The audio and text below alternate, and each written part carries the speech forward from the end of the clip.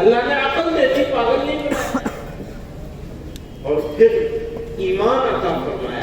ہم سے زیادہ عقل مند لوگ دنیا میں موجود ہیں، سمجھدار ہیں، پڑھے لکھے ہیں، طاقتور ہیں، بڑی گہری گہری فلسفے کی باتیں کرتے ہیں، سائنٹسٹ ہیں، ایمان سے محروم ہیں۔ تو معلوم یہ ہوا کہ جتنی بھی قابلیت ہو، انسان ایمان نہیں حاصل کر سکتا سوائے اس کے کہ اللہ تعالیٰ کی مہربانی اور کرم ہو۔ اس کا کرم ہے کہ ہم ایمان کی دولت سے مالا مال ہو گئے۔ مسلمان ماں باپ کے دل میں پیدا کر دیا، ذرا بولنا آیا، ماں نے کلمہ سکھا دیا، مسلمان ہو گئے۔ کہ یہاں کی زندگی اور وہاں کی زندگی، اور وہ زندگی جو کبھی ختم نہیں ہوگی، اس زندگی کے لیے ایمان پر ہونا اور ایمان پر مرنا ہمارے لیے ضروری ہے۔ تو سب سے قیمتی چیز کیا ہے ہمارے پاس؟ ہمارے پاس موجود چیزوں میں سب سے قیمتی چیز کیا ہے؟ دنیا والوں نے جان کو سمجھا ہے کہ واپس نہیں ڈالی جا سکتی۔ ہم تو اسی کو انسان سمجھتے ہیں، اس کو انسان سمجھتے ہیں، اپنے جسم کو، اس کے کھانے پینے آرام اور راحت کی فکر کرتے ہیں، جو کرنا بھی چاہیے، لیکن صرف اسی کی فکر کریں گے تو فیل ہو جائیں گے۔ یہ جسم، یہ انسان نہیں ہے، انسان مجموعہ ہے دو چیزوں کا۔ کس کس چیز کا؟ جسم، اور دوسری چیز کیا ہے؟ روح۔ دو چیزوں کا مجموعہ ہے انسان۔ لوگوں نے جسم کو انسان سمجھ لیا، یہ انسان نہیں ہے۔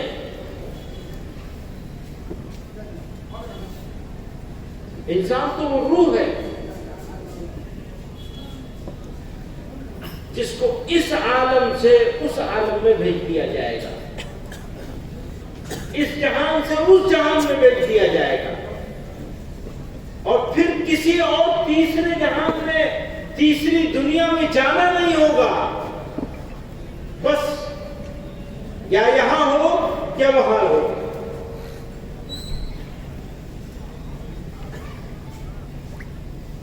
اور یہ جو جسم ہے جس کو ہم نے انسان سمجھا ہے، ایک بال کم نہیں ہوتا،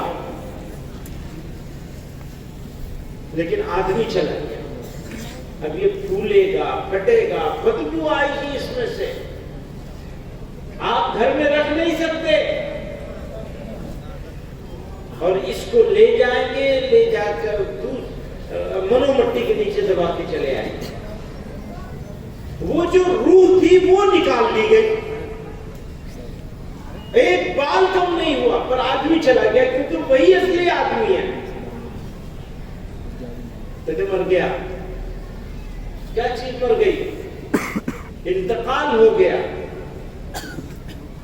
عرب لوگ کہتے ہیں انتقال الی رحمت اللہ، انتقال کا مطلب ہوتا ہے ٹرانسفر ہونا،